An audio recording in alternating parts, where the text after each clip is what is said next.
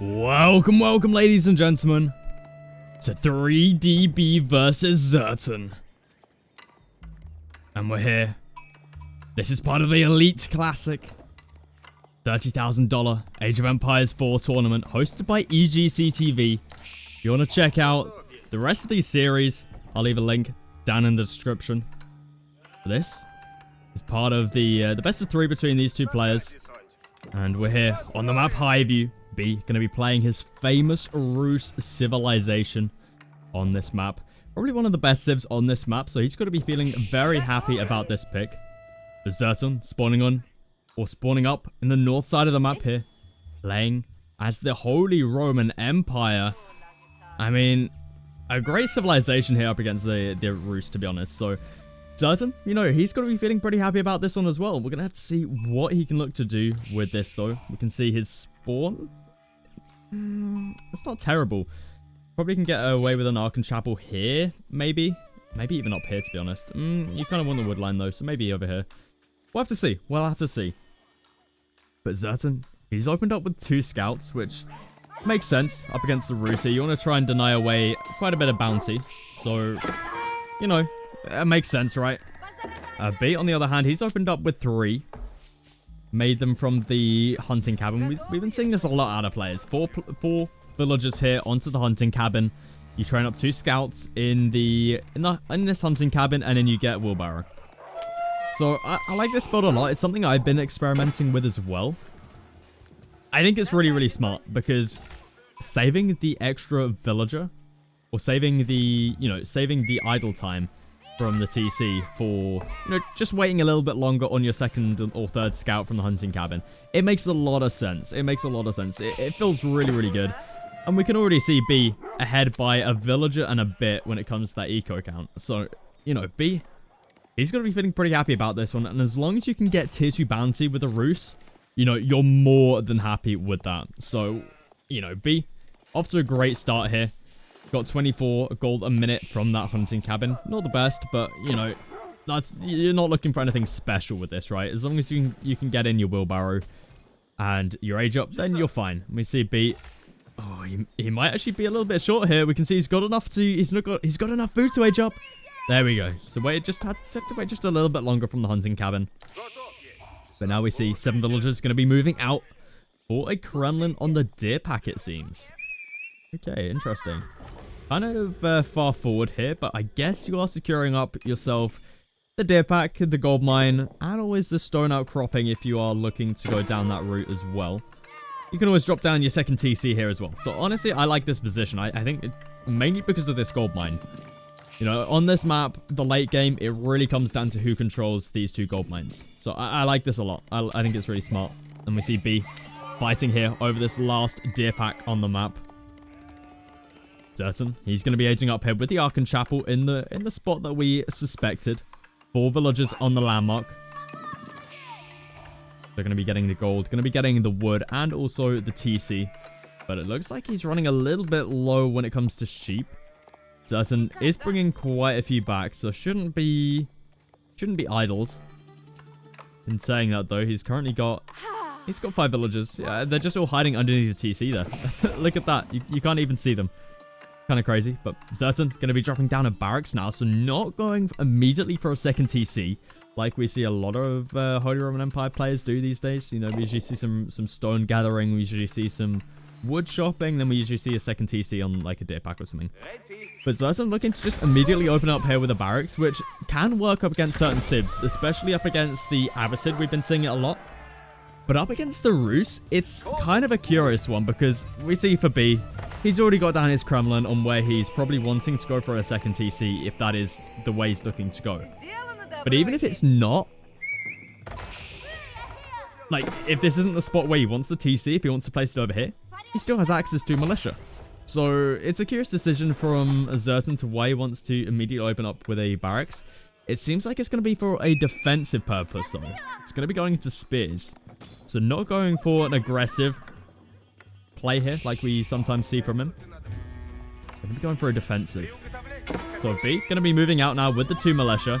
Going to be trying to find some value here. What is B doing? Oh my goodness. What is this? B just giving a little sheep donation, it seems. handing over the 2 sheep. Kind of an odd one right there. B. I mean, he was off to a good start. Maybe he's just throwing it a little bit there, but honestly, losing a scout at this point in the game, it's not a huge deal. You know, obviously you want to keep it alive, but it's like, you still got 2 scouts, you got your bounty, you're chilling. And now we see B going to be moving out to wall up the relics. We see Zertan moving out now with the spears. Haven't been upgraded to the hardened phase. So now we see B. He's trying to save his villager here. He's going to be able to get up the walls, though. We see him just trying to repair, or not repair, but build these up to a certain point to where they can't get burned down. So really smart moves out of him there. We see Zertan, he's trying to burn these down, but not going to happen. But honestly, it's a lot of idle time here for B, walling these up. Obviously, he is a villager ahead, so maybe it's not the biggest of deals. But, like, yeah, this is still going to get burnt down relatively soon. So I'm not exactly sure what this is buying B here, apart from the fact he may be losing a villager. And he's going to be going for a fortified palisade gate here. Is he going to be able to get this up without it? Oh, yeah, he did it. He did it. That's exactly what I thought he would do. Oh, man. Yeah, that feels bad. Oh, oh, B. Oh, B. Yeah, that's a feel bad. That's a feels bad. And Zertan, have a look at that. Just to rub it in B's face, he's going to be building a little wall here. Just to make sure B can never finish this wall. Oh, how to throw away a villager advantage, let me tell you. Oh, God. But B going to be going for a second TC, and he's going to be able to get it up here before Zertan. Zertan has down a stable, has down a barracks, not looking to chop or mine any stone here for a second TC. So Zertan going to be playing the 1 TC here, but he's looking towards that castle age now. And I really like this out of B. This is something we've been seeing a lot out of players up against the Holy Roman Empire. It's basically just 2 TC. Well, especially with the Rus and the French. You can just go 2 TC and play it out in the feudal age. And just get out some spears to deal with any knights. And get out some knights of your own. And it works really well because you can deny away relics. You can, you know, still do some good raiding. And you're able to counter all of the units that the enemy can make. Because you've got knights to deal with any men-at-arms. And you've got spears that can deal with any, you know, any men-at-arms, whatever, spears, knights. You can counter pretty much everything with the French and the Rus in Age 2. Is what I'm trying to get at here. But Zertan, he's going to be aging up now with a few villagers over here on the Regnant's Cathedral. 10 villagers on that landmark. So, not rushing this up as fast as he possibly can, but it's still relatively fast. As down in the Archon Chapel, starting to build some few farms as well, so looking pretty happy there. We see B losing out on another villager. Definitely it feels bad. We see he's called out some militia, and B at the moment hasn't walled up a single relic on the field. Zertan's got to be feeling pretty happy about this one. He should be able to get himself 3 relics. At least. I'm looking for the last one. So we got, this is kind of favoring B, to be honest. He's got 3 very close to him, but I think Zertan should still be able to pick up these 3 here. We're going to have to see, though. The age up is about to come through. We see more prelates are in the queue for Zertan. Should be sending them out soon. We do see them being sent out. Zertan also doing a good job here defending this relic inside of B's base. Well, not inside, but close to. Militia being called here. B understands how important it is to deny away this relic from Zertan. See, that age up does come through. Prelates looking to pick up the relics. Looks like Zertan will be able to pick up this first one. Well, when he decides to right-click that bad boy. But Zertan, at the moment, doesn't have any upgrades coming through. He's making a single knight. But yeah, it's understandable you don't want to be taking this fight here. Just try and lure away the militia. You know, lure them away from the prelate. You don't want to be fighting up against these guys either, because they will just be dying in about 25 seconds. Zertan needs to pick this up. Now, I'm not actually sure what happens when you wallow militia. I would be really interested to know what happens. Because do militia become the opponents? Or do they stay as they are? Or do they, you know, does their lifetime reset? Like, I'd be really interested to know. Maybe I should do a myth busting video. How would you guys like that? A myth busting video. I think that could be pretty cool. There's quite a few like AoE 4 myths, right? Especially to do with the Wallolos. I think that could be kind of cool. Let me write that down real quick, because I think that could be a pretty interesting video for you guys. Myth busting. There we go. Okay, right, back to the game now. Zerton, you know, he's got the first relic in the bank, about to have a second one in the bank as well, or if not, you know, it's going to be in the base to where he'll have it nice and safe, but Knight's going to be coming in here. Going to be taking a shot to the face there from a spear. It looks like the spear numbers looking pretty decent here for B, to the point where he may be able to even take out a Knight here. But Zerton, he's got more relics being brought back. First Knight does go down. Relic pops out the Regnant's going to be hopping that relic inside Zerton at the moment. He's got to be feeling real happy about this, as we see that third relic makes it back home as well. Spear's going to get taken out there for B, unfortunately, for him. But Zerton's going to be feeling pretty happy about this. I mean, B, he's slowly making his lead now when it comes to his village advantage. But Zerton makes up for that with the relics he's got in the bank. I'm trying to look at the moment for a good high trade house positioning. I mean, B doesn't really have that many good spots. I mean, probably here's the best spot, to be honest. Not sure where this villager's heading off to. Where's he heading off to? He's going over here towards the deer pack. Okay, interesting. It looks like B still going to be losing out on more army here, as Zerton just going to be going for a nice farm transition still. I mean, he's got to be feeling pretty happy so far. We're going to have to see what his plans are, though, moving forward, as he's now picked up most of the relics. Zerton here. Uh-oh. He spotted out the villagers making their way over to the deer pack here for B. He's got quite a few of them, but Zerton not reacting. Focusing in the base at the moment, but looks like he will finally be moving over now to that deer pack. Zerton, at the moment, just looking to pump out the knights. He's also got some metal arms out on the field. B, is he going to be able to get this up in time? I mean, with B doing a perfect little bait here with a single villager, it looks like that will be the case. B gets up that wooden fortress. And that's going to be a dead knight for Zerton if he doesn't... Oh.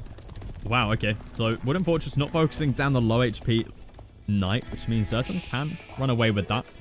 Got to be feeling pretty happy about that one. Be on the other side, he's almost got enough resources here to be able to age up. We see he's got down lots of walls. But the knights, they can still get in here. Militia going to have to be called here if you don't want villagers going down. Only a couple spears in the base here. But it looks like it's going to be enough to push away Zerton for the time being. This Kremlin position is really, really nice, I gotta say. It's like perfect. With the TC in combination on this large gold vein. Yeah, really, really nice. And it looks like Zerton may even be getting a fourth relic here. We see Siege starting to be put onto this palisade wall. Age up is about to come through for B, though. Where is he going to be looking to age up with that high trade house? Yeah, there it is. As we suspected, probably the best spot. Not going to be giving him that much, to be honest. I'll be surprised if this gets to... I don't know. It'll probably be around the, like, 120 mark or something like that. But B, you know, he's got a decent mass of spears. I mean, Zerton, you know, he's got a large mass of knights, but still, you can't engage into a mass like this, despite them being feudal age. B pulling in a couple workers just to keep this wall alive. He understands how important it is to deny away this relic from Zerton. The edge up comes through. 148. Honestly, that's not bad. That's much better than I thought it would have been, to be honest. So yeah, not bad there for B. He's got quite a few. He's got quite a few workers on that single deer though. May need to sort that one out. But B looks like he's wanting to clean up the knights here. They're kind of stuck in the base. So you see full walls have come up from B, apart from, you know, this position here where he's got the Kremlin and the TC. So Zerton probably will have these knights be taken out. B has down his blacksmith. Just making spears at the moment, which is interesting. I mean, nothing else. He has his upgrades coming through for them. Veterancy spears gonna be the way for him. Finding some nice idle time though here, Zerton is. So yeah, honestly, not bad for him. We see there, some vills gonna get caught out of position, making their way through the gate. Zerton at the moment. I'd love to see a second TC being added in from him, just so we can stay relatively equal to B. But B, not paying attention. Could have probably picked off a knight there. But I'd love to know what Zerton's plan is here, because he's at the moment not really... Is he going for a Palace of Swabia? I feel like... Yeah, okay. So this is something that you can also do as the Holy Roman Empire. It's something... This is probably one of the most standard builds fast castle into knights, raid with the knights, go up with the Palace of Swabia, and then just churn out the villas, right? Because, you know, you're slowly falling behind, but the Palace of Swabia will mean you'll be able to catch up. And I think that's the case here for Zertan, as he's moving out now to the stone, interestingly. So Zertan should have enough about now to edge up. There it is, Palace of Swabia. Gonna get dropped down, relatively safe here in the base. I like this a lot. We're gonna have to see what he can, what B can do to try and punish this. Is, you know, he's got quite a massive spears. Doesn't have through any sort of iron undermesh upgrade, so it's gonna be a little bit tricky for him to, you know, just dive this position if he can even get there in time. That is. Looks like for the time being, just gonna be sitting at home. Maybe looking towards an Imperial Age himself. We see stacking up quite a bit of food, quite a bit of gold. He's not exactly making many units either. B going to be moving out once again. Mass spears. Got a few militia in there. I don't think they're going to be alive much longer. Yeah, they're going to be dying in just a couple of seconds there. There they go. But Zertan, he's about to have the age up through. We see he's pulled more builds. And as soon as this age up goes up, it's going to be very tricky for B to push under this. He doesn't have iron undermesh. So even the Palace of Swabia here is going to be able to do some pretty good damage up against spears. And yeah, as a result of that, we see B just has to retreat back for the time being. He's stacking up almost enough resources to be able to age up himself, though. So, you know, he's going to be able to age up relatively soon. Gonna have to see what landmark comes through for him. I'd assume it would be the high trade, not the high armory. That's it. That's the one. I mean, so many roost landmarks start with high. High trade house. High armory. I'm pretty sure they're the only two, but you get my point.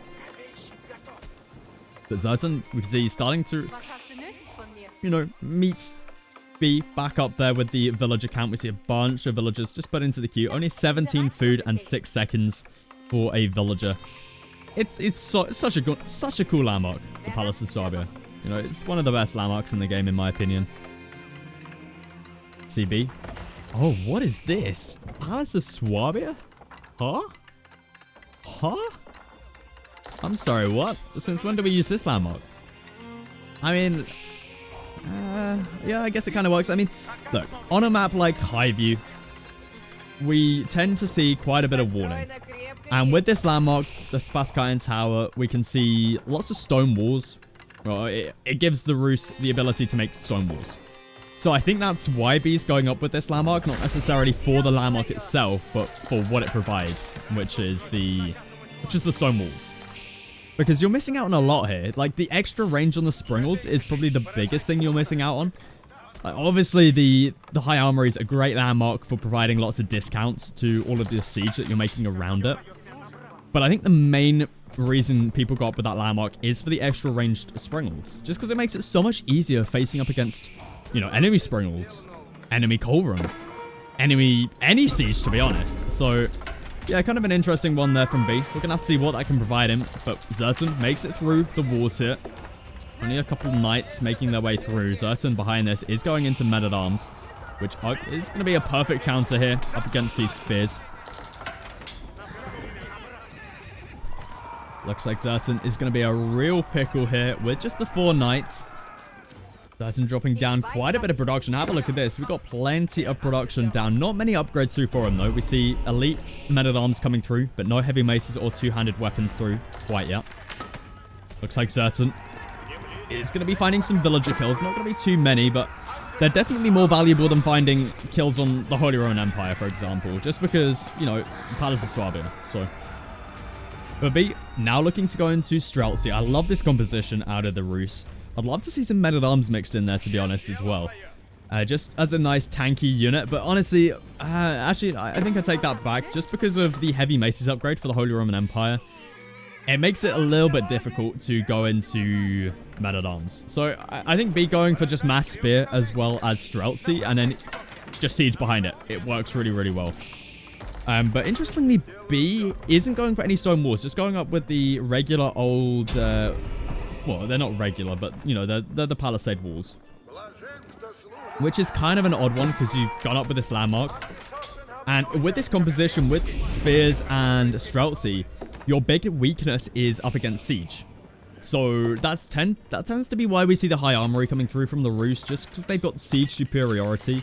especially when it comes to that springled mass. So, you know, this gets absolutely done by mangonels. So, it tends to be the reason we see the high armory, but we're going to have to see what B can do with this, as I'm sure stone walls will be coming up for him. As it does look like Zertan is going to be walling up the map as well. Walls coming down absolutely everywhere this game already. B is now looking to add in those springles, looking to try and clean up this mass right here. Doesn't have many Streltsy, only the 6 Streltsy in here. Does he have the upgrade in on these guys? Let's have a look. He doesn't have the upgrade in, it seems, so it's still going to be enough though to clean this up with plenty of Streltsy here. We're up to 9 now. We've got more reinforcements coming through.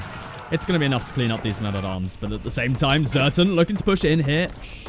B manages to finish up that wall just in time. Needs to be careful though. Zertan, you know, he's looking to try and burn this one down. Tower's coming up here for Zertan. Let's have a look at his perspective. He's got plenty of map vision right now. Outposts absolutely everywhere on the map. Also spots out B's villages over here. So Zertan has 4 relics in the bank, which for the Holy Roman Empire is huge. So if this does go late game, you know, Zertan's got to be feeling very happy about that one. He's also got 2 sacred sites secured up for the time being as well. So that's going to be even more gold income per minute. A beat. Looks like he's not having too much of an issue at the moment, just defending.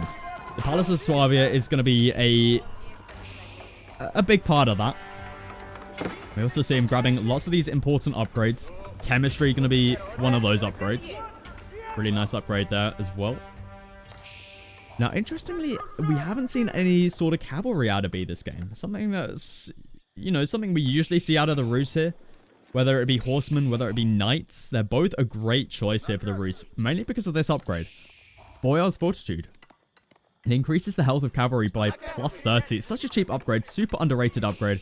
It's really a must-have upgrade if you go into any sort of cavalry. Obviously, apart from if you got the 1 warrior monk, but you get the point, right?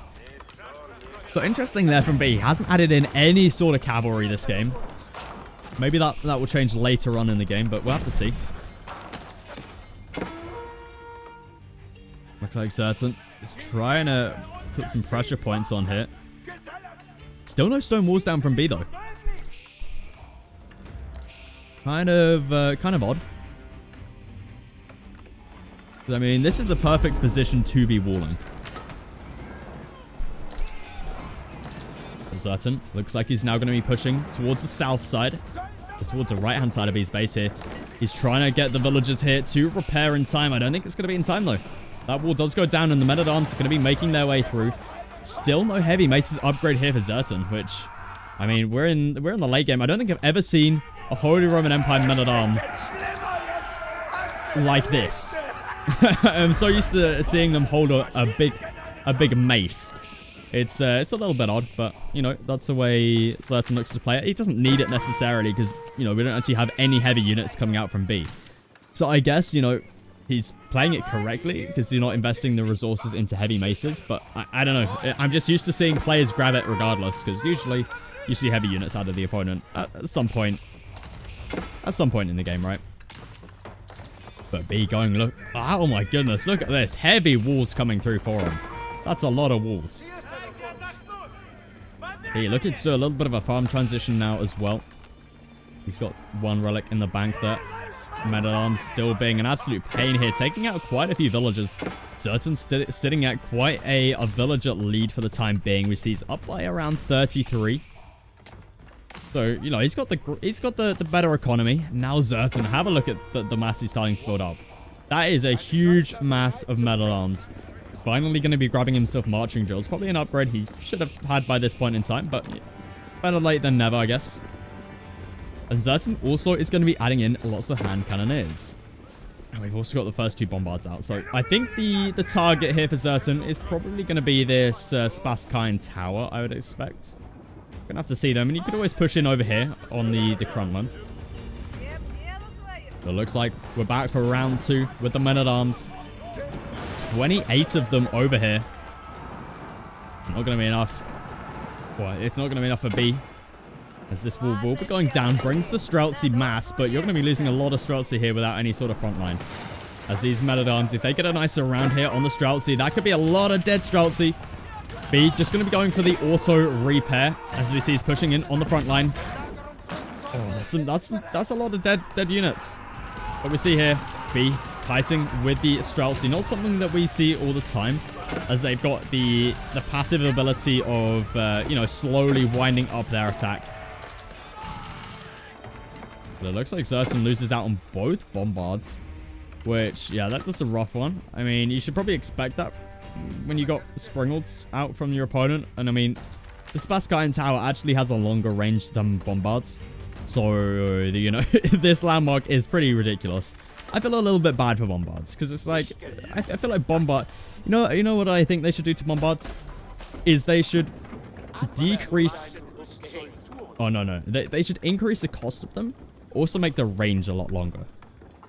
Because they feel a bit useless up against H4 landmarks, but maybe that's the intent, I don't know. But if you are enjoying this game so far, then maybe consider subscribing. It's free.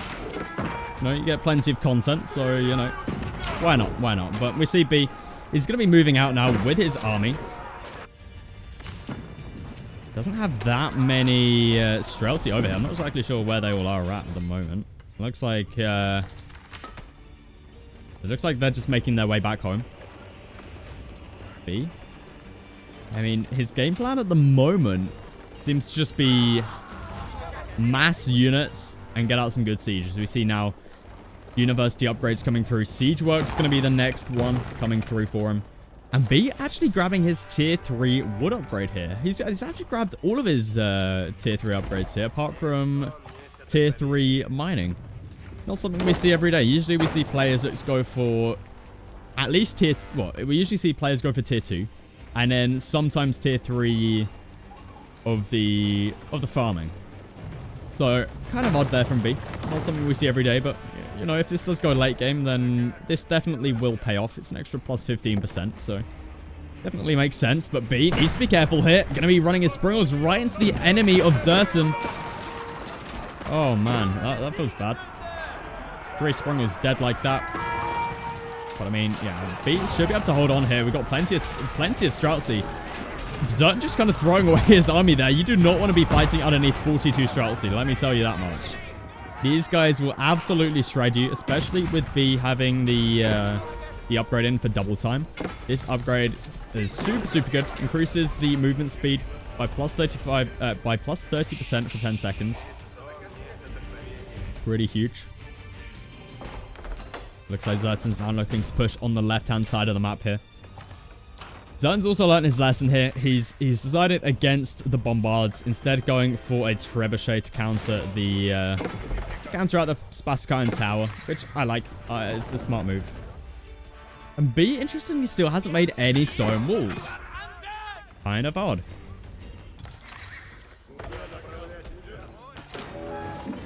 Zerton now. He's got down a couple Culverin. B looking to try and pick these off, and this is the consequence of not going up with a high armory. You don't have that extra half a tile attack. You know, you could be sitting back here with your Springles if you had that upgrade, but unfortunately you don't have that. Luckily he did manage to pick off a trebuchet. That was a pretty good pick there, but we see lots of damage taken off that Springle. B now actually going to be going to Horsemen. So finally we see the Horsemen coming through. We got all the important cavalry upgrades coming in as well. So we got Biology comes through. Boy's Fortitude has come through. And now the Horsemen are in a pretty decent spot. They're elite as well, so B's got to be feeling pretty happy about that one. He's going to be going in for the dive here on top of the siege. Huge value if you can even pick off a single Culverin here with the Horsemen. Such a cheap unit. You really can throw them away here just to take out a couple bits of siege. I mean, if he takes out one, that's worth. He's already found enough value there, and he may even be able to take out a second one. Oh, mega value right there for him. So, going to be feeling pretty happy about that one. But at the same point, Zerton, he's looking to push in here with a huge mass. Doesn't seem like he's going to be finding too much, though. And B, have a look at... He's already set up for the late game here. Have a look at this. We got traders coming out from him already. Crazy, crazy stuff. Not something we see every day from the Rus at the 30-minute mark in the game, but sure. It works. It works. We see here Zerton now looking to set up some big boy walls. We got lots of stone walls down for him, so looking pretty happy. Made a nice little choke point here in the middle. B managed to clean up Zertan's army. Zertan, at the moment, has no clue what's going on in the back of the base here. Zertan trying to get up these stone walls. Looks like he's just going to be deleting that. Okay, there we go. Just finishing them off. B still has no stone walls, which, I mean, don't necessarily need them, but it's like, you went up with the landmark for it, so be nice to use them, I guess, but we'll have to see. Zertan, he's up to 3 trebuchets now. The Spaskayan Tower really under a lot of pressure. Luckily, it only costs wood to repair up this landmark. It doesn't cost any stone, so B's more than happy to repair this one up, I'm sure. As we see, he's actually floating a ton of resources right now. Have a look at the food he's got in the bank. He's more than happy to just pump out the horsemen. He's actually struggling more on the wood, which is not something we see every day, but lots of horsemen here. Let's see if he can get a nice dive in underneath this keep. We've got a couple coves here. Kind of surprising from B not to dive in there, but just waiting a little bit longer, it seems. May need to get down some more production. We see he's not able to stay at that population cap for too long. But now we do see those horsemen able to dive onto the siege here. Zertan losing out on so much value right there. The army value for Zertan just shrank by half when he just lost all that. Yeah, that feels kind of bad, but, you know, B, he doesn't have any siege of his own here to be able to take down any of this infrastructure. You know, B, he's got down a single bombard, which is slowly making its way over.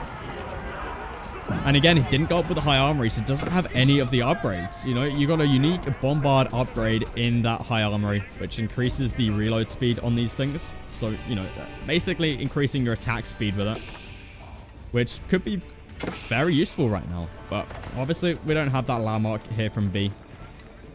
Is B looking for a wonder or something? Because have a look at the amount of resources he's got in the bank right now. That is absolutely ridiculous. How many villages has he got? 55 on food. Okay, interesting. Still struggling a lot on the wood, though. Now we see Zertan moving forwards with the Culverin. Needs to be careful. It will get 3-shot by the Springalds here. B trying to find that kill, but unfortunately doesn't find it. Zertan moving in on the left-hand side of the map bit. The consequence of not having stone walls. That wall will get taken down pretty quickly. We see Zertan. Have a look at this. I love what he's doing here. Just attacking with a few rams. 5 rams out on the field.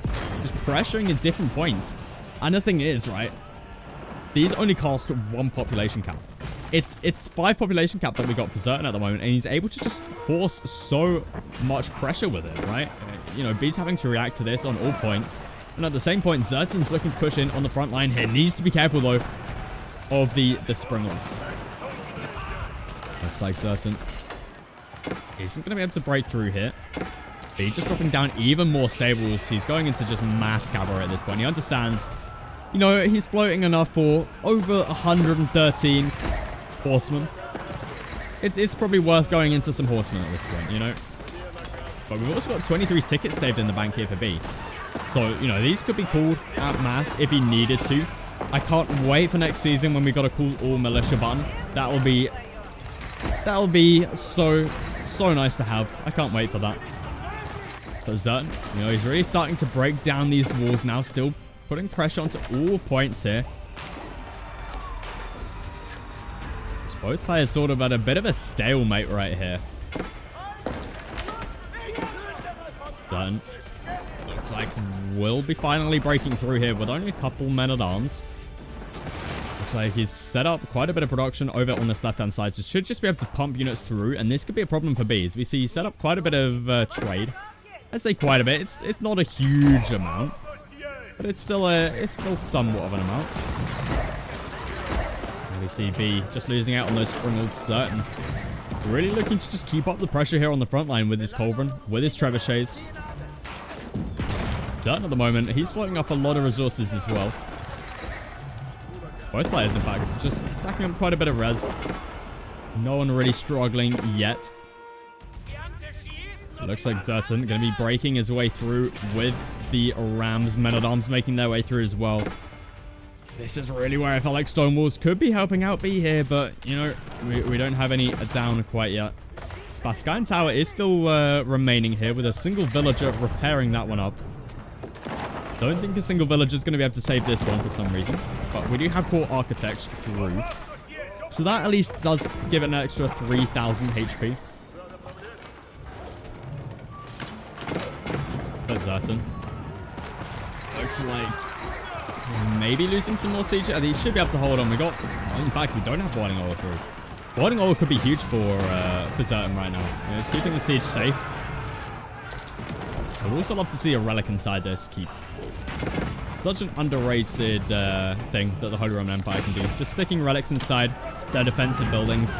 It can help out so massively. But it looks like that Spaskayan Tower will be going down. We don't even have a single villager repairing up that landmark anymore. And B, he's going to have to retreat back to the base now. So he's losing out on quite a bit of army. Still not on population cap. Let's finally reach it.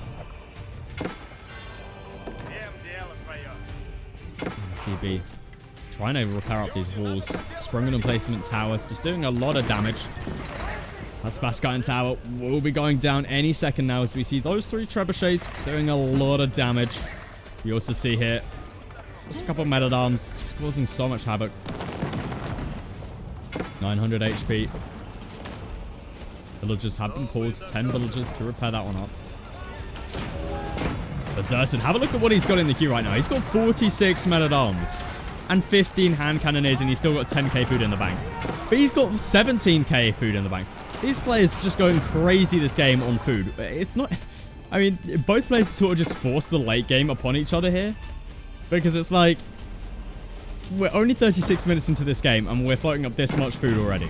It's crazy. It's crazy. I don't think I've seen a game like this in a while. He's just going into mass horsemen at the moment. He's still making quite a few Streltsy, but nowhere near the number he had earlier. Earlier was up to like 40. He's throwing away so much siege. Let's have a look at the wood at the moment. Because wood is going to be a big part of this game, it seems. As we head later and later into this game. We see B starting to exhaust a lot of his wood. Zerton on the other side. And he's kind of doing the same. So we'll have to see how that works out for players. The B just trying to find as much value as he can. Those Springers finding a lot there, taking out the trebuchets. Looks like the Spaskayan Tower does manage to stand, but look at this. Zerton, he's through on the left-hand side once again. B also makes his way through, but unfortunately not able to find much value from it. Just takes out the wall. Very easy for Zerton to repair back up, so not going to be an issue for him there. B looks like he'll be taking out the men-at-arms here. We still have no heavy maces upgrade in yet for Zerton. I guess we still had no heavy units from B, but it's still weird seeing, right? I'm so used to seeing big maces out from the Holy Roman Empire. It just doesn't look right. We take a look at the upgrade. We see that it only affects heavy targets. So, I mean, Zerton's not missing out on anything here, but it's just weird seeing. We see here Zerton is going to be able to get that stone wall back up once again. B is here, though, with some Streltsy.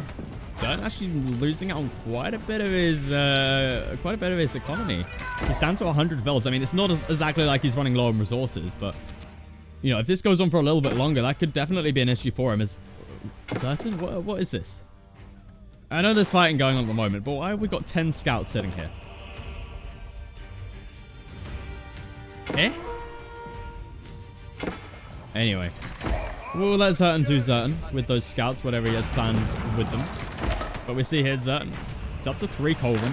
Taking some heavy hits, though, from the Spaskayan Tower. As we see that landmark almost up to full HP once again. Needs to be careful with the horsemen once again. These horsemen just able to find so much value all the time. And B, he's through once again with the rams. Does he have through... He does have through lightweight beams. Unfortunately, can't grab the Wandering Town upgrade, which increases the... I can't remember what it increases. I think it's the attack speed of rams. It's unique in the high armory. Again, was the Spaskayan Tower worth it?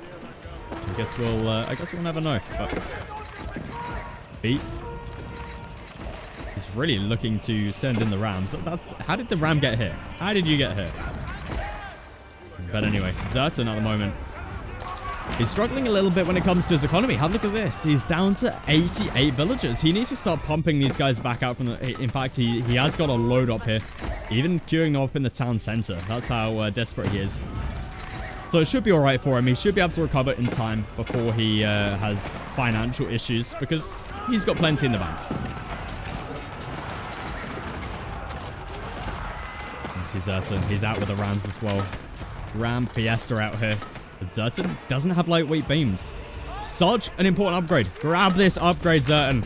You won't regret it. It increases Ram attack speed by plus 40%. It's huge. It's such a cheap upgrade as well. Look at that. Only 100 food and 225 gold. It's so worth grabbing. It's so important. But Zerton at the moment, he's just pumping out the men at arms. He's pumping out the hand cannoneers. He's just pumping out everything right now, and he's still got the scouts sitting over here. Looks like B able to hold on here. He's got plenty of sprunglings down. So, I mean, is it at this point in time where Zerton needs to start to think about trade? I think it is, as we do see trade now going to get set up for him. He's starting to run a little bit low on gold. Obviously, he's got 4 relics in the bank. But eventually, you are still going to be running out despite having 4 relics in the bank. You know, it's not endless. And now Zerton has a single men-at-arm into the base here. Going to be causing a little bit of havoc here. How many traders is B up to? He's up to 17. Decent number. Decent number. Especially as B at the moment is still looking to primarily mass horsemen. Obviously, Streltsy, quite an expensive unit. 90 gold a piece, but... You know, you're making primarily horsemen. You don't need to go overkill on trade. The players this game really haven't made much of much progress on either side. I mean, we're pretty much still the same spot where we were in like 20 minutes ago. But that might change here as Zerton really looking to put on the pressure here. We see tons of men-at-arms, 40 men-at-arms. Interestingly, in different positions. I'd love to see if they were just burning down the same thing. You want to try get them through here onto the trade as fast as you possibly can. You know, we also got a keep drop coming through here from B. Streltsy make their arrival. Zerton going in here. Look at the amount of men-at-arms he's got out on the field. He's just looking to try and send in as many units as he can into the base of B here, all at the same time. And I think it's going to work. We see huge mass making their way through here. He's going to be sending back the hand cannoneers, keeping the expensive units alive, but just sending in the men-at-arms. Huge raiding party coming to the south of the map. Another one coming through here, but it looks like that one does get cleaned up by the hand, by the Streltsy. Bill's also here to repair up that fortified palace wall. Looks like it is going to go down low. Keep will be going down if B doesn't cancel here, because that is a lot of siege damage going onto that keep. That's going to be 800 stone gone. Yeah, that feels bad. That feels really bad. And have a look at the upgrades right now for these players. B, he's maxed out everything apart from the tier 3 mining upgrade, which, I mean, at this point in time, you don't have a lot to mine, so it's really not worth grabbing. But Zerton, on the other hand, he doesn't even have wedged rivets in. What is this, Zerton? I mean, this is like one of the most important Holy Roman Empire upgrades that you possibly can have. You know, it's really surprising. It's kind of weird that he doesn't have that upgrade. But, you know, that's the way he's going to look to play it here. Zerton here just looking to take out the markets, causing a little bit of havoc when it comes to the trade. It's not going to be a big deal here for B, though, because he's still got this... Oh, okay. Again, I spoke too soon. All the markets have been taken out, so that's going to cause a little bit of idle time on B's trade, which he's making currently 6 gold a piece out of. Huge value right there. Huge value. B, he's through with a single horseman, trying to spot any sort of trade coming through. Zerton making 115 gold a trade at the moment. Neither civilization here has any sort of trade bonus. We did actually see a game between the Holy Roman Empire... Oh no, the Rus, sorry. And the Abbasid Dynasty, where we saw it go quite late game, like this game. And the thing that made the difference was the fact that the Abbasid could make better trade, and that they could trade for wood. It all came down to that wood in the late game, and I think that's what it's going to come down to here. But the problem for both players here is they've got no way of trading for wood. And we see wood starting to look a little bit scarce this game. B, he's through onto the economy once again with these horsemen. You know, he's finding quite a bit of value there with them. Zerton, he's looking to push on this front line once again. Is lightweight beams through? No, it's not. Zerton, get your upgrades in, man. What is this? Get lightweight beams. Get yourself wedged rivers, please. Please, Zerton, please. We need these upgrades in. I mean, these 3 rounds should still be enough in combination with the trebuchets as well. That's if he can hold the Streltsy mass, though. I mean, Zerton doesn't have any sort of if he had like a couple mangonels here, that could be the game changer, but it looks like Zerton will have to fall back once again. His rams, unfortunately, not effective enough as he doesn't have lightweight beams. And B in here, still finding a lot of bell kills. Zerton trying to clean that one up with just some men-at-arms. It's really the age of rams here. It's the amount of rams we've been seeing recently is crazy, and I think this game proves it. But it looks like B is going to be able to hold on once again with the Spaskayan Tower. This landmark just does not want to die. B also has 35 militia tickets saved up. He can call 70 militia. I wish we would have the, the call all militia. Because at the moment you could call over 70 militia just in one hit. Imagine 70 militia here. I feel like we could even go for a landmark snipe with like, get 200 militia and go for a landmark snipe. I feel like that's pretty big brain. I don't know. But again, players just stalemating here in the middle. No one really making that much of a lead. Though Zerton starting to run a little bit low on gold. We see he's down to now 800. But his trade is starting to pick up now. We see he's up to, let's have a look. He's up to 14. It's not bad. B up to 20. So, yeah, B's still got a little bit of an advantage when it comes to the trade. Of course, neither player has any sort of trade advantage. So, they're going to be pretty equal when it comes to that. But B, you know, maybe players can even start to think about a wonder. I mean, B, have a look at the resources he's floating. He's got pretty much enough of everything apart from the stone. And he's still got a little bit of stone accessible to him. 1,200 here. 800 here.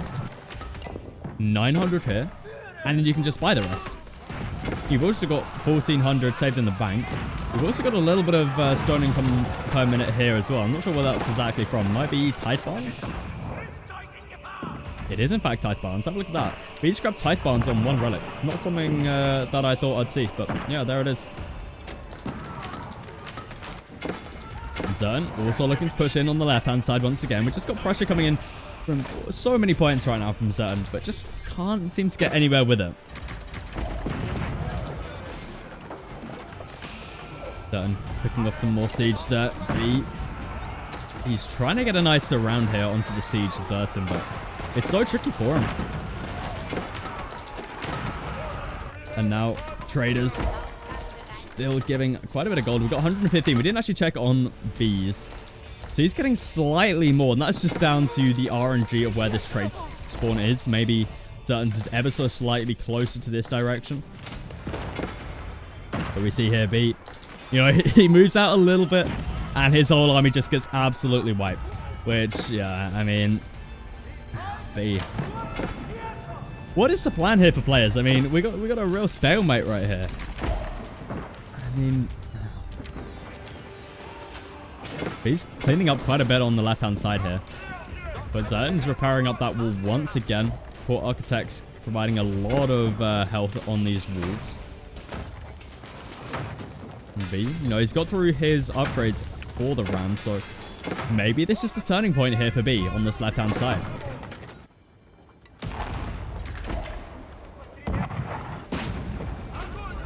Looks like B now, he's just throwing away units, trying to find as much value by just sniping siege as possible, but I don't know if it's going to work here. Because, like, Zerton, he's just got, I mean, I guess it is working, because you're only throwing away food for taking out gold and wood, so I guess it kind of works. B also out here with more rams as well, now starting to make a real push on the left-hand side of the map here. Zerton having to react to this with even more barracks. I've got to say, my tongue's starting to hurt just a little bit now. And that may be because just before I started casting this, I had a spaghetti and sausages, like a little tin of spaghetti and sausages. Actually, they were spaghetti hoops. They were quite nice. This is like the most British thing to say ever, isn't it? But it was a little bit hot, and I kind of burnt my tongue. So my tongue's hurting a little bit as it is, but I wasn't expecting such a long cast here with B versus Zertan. But it looks like B is going to be taking out quite a few farms here. And I feel like this... I mean, sure, you're taking out wood, but you're also spending a lot of wood on that. And this is where I feel like the high armory could have been the game changer here for B. Because not only do rams cost 200... They cost 200 wood instead of the regular 250 around the high armory. You got unique upgrades in there for the rams as well. It's like, is the Spasskaya and Tower really that useful here? I mean, I guess it's provided quite a bit of defense here. Maybe it's been the game changer between Zertan breaking through here or not. So who knows? But high armory definitely could have helped out here when it comes to the wood situation, which I'm sure players are going to be running into soon as we see B. He's out of wood here. In fact, he's out of wood everywhere. He's starting to probably have to chop some straggler trees, as we see there. Drops down a wooden fortress and a lumber camp. But B here.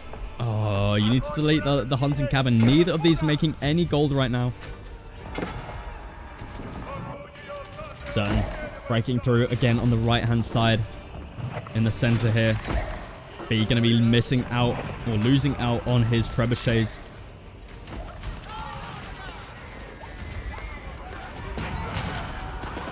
Still, we're stuck in the same position. I mean, he's made somewhat of a good progress on the left-hand side, but it looks like it's just kind of been broken back, pushed back by Zertan as he's breaking his way through here on the left-hand side.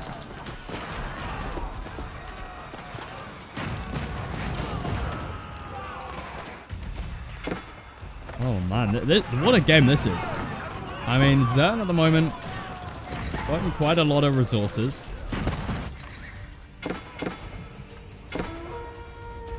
Looks like Zertan is going to be losing out on a few... actually, he's going to be alright.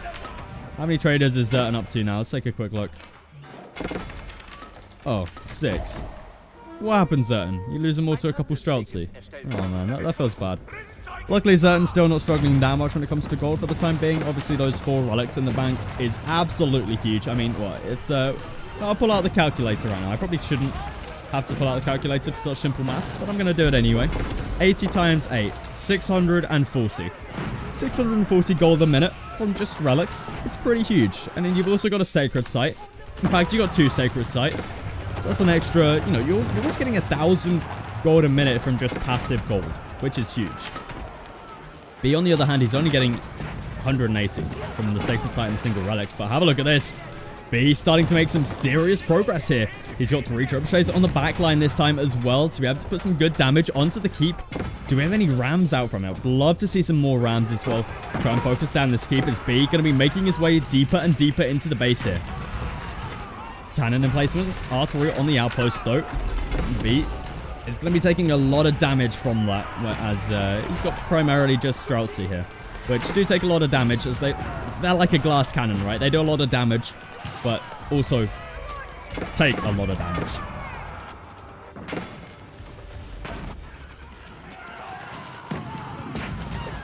So it looks like Zertan, he's able to hold this position once again. Running a little bit low when it comes to his population here. I think he just needs more production, honestly. He just needs more barracks. Though he does have them down here, he's just not making many. Which is kind of odd, but yeah, it's interesting.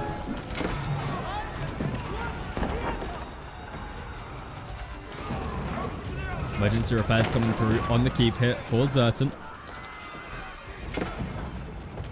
Luckily does have access to that. From the capital TC.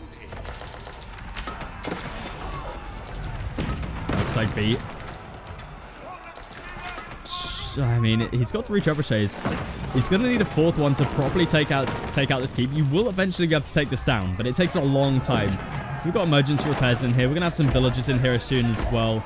Durton looking to pump out just a couple more Culverin as well, just to push B back once again.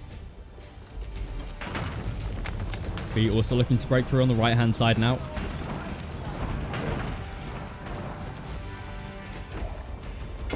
What a game this is. I feel like we're going to have to do a little bit of fast-forwarding here, because, I mean, players just... They're not really getting anywhere. I don't think I've ever fast-forwarded a casted game before, but I have a feeling we're going to have to for this, because, I mean, players, they're just completely stalemating right here. I've never seen anything quite like it. I mean, we've seen games go this long, but usually at this point in time, we would see a clear winner. And at the moment, I'm not really seeing anyone. Because it's like, you know, B, he's playing the Roost. He's got the better late game. But then you got Zerton over here, who's got 4 relics in the bank. And is at 136 villager count. You know, it's like, who's going to win this one? But I got to say now, B, making some good progress in. Zerton doesn't have boiling oil in. Huge error as now B looking to add in knights. Grabbing the elite upgrade for those. And that keep finally goes down. Maybe this is the chance for B to finally make a push in here. We see Zerton also on straggler trees over here. Both players just making use of the stealth forests. Production starting to get taken out now for Zerton. He's going to have to retreat back. I mean, he's at max population count. But we see gold becoming a big issue for him. Zerton at the moment only on the 12 traders. He understands how much he needs gold. He's still got a load of men-at-arms. Well, he's still got a load of men-at-arms here. Does finally grab that heavy maces upgrade as now we do see knights out on the field here for B. But B, have a look at the reinforcements coming through. He's got so much wood. Not so much wood. So much food. So much gold right now. He's looking in a really, really good spot here to push onto Zerton here.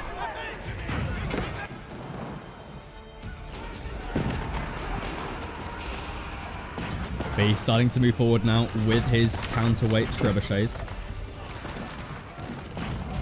They do get taken out though. Can B think about a landmark snipe here? We've got all 4 landmarks relatively close to each other. So, I mean, if B can secure up a nice position here, just get down a nice little stone wall, set up some trebuchets, he might be able to look to do that. It's going to be tricky though. Zerton still managing to hold on here as we see Zerton is through on the right-hand side here, taking out a ton of villagers. We see, look at the worker kills for players this game. 150 here for B, 120 for Zerton. B's economy looking a little bit rough. He's struggling still on the wood. Let's have a look at the market price for wood right now. I mean, that's not that bad. I'm surprised players aren't buying more wood. I mean, Zerton's fine for wood. It's B. I'm surprised B isn't buying more wood as, you know, this feels rough. This right here feels very rough.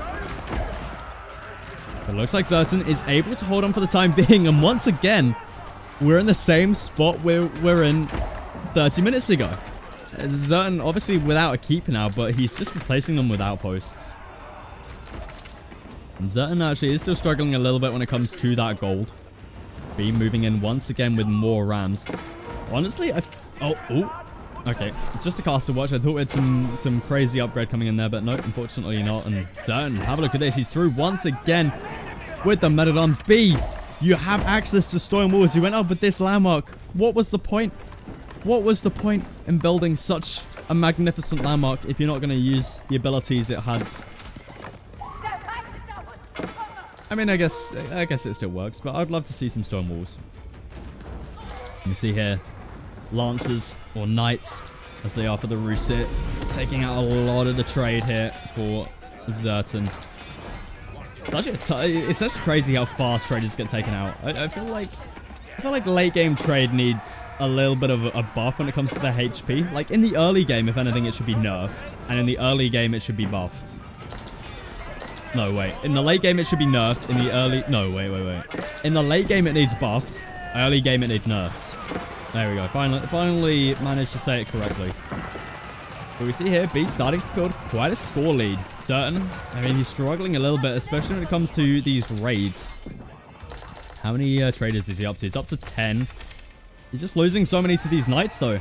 He's got heavy maces, men-at-arms, so he will be able to clean this one up. But he really needs to get some stone walls. Like, just retreat back a little bit with your walls. You know, sacrifice a little bit of the resource or the map control here, just so you can get your trade going. I mean, maybe he doesn't want to sacrifice this wood. That's still quite a bit of wood in this day and age. You know, this wood is valuable. Or at least for B it is. For Zern, not so much. He's still got tons of wood. For Zern, looking to push on the right-hand side once again.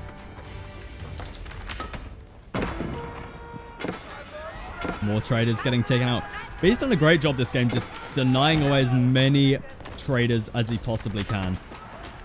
But I mean, Zern's still got a fine gold economy with just the passive gold. He's going to be losing out on a single sacred site, but it's 100 gold. Obviously it matters, but it's not the end of the world for him. But what might be the end of the world for him is this huge amount of knights. Have a look at this, B. Oh my goodness, that's a lot of knights. How many is he up? He's up 37 knights. He's got more in the queue, more Streltsy. It's at this point in the game where your trash units are your gold units. And you're wanting to just keep all of your wood for siege. That's the sort of point that we're at for players.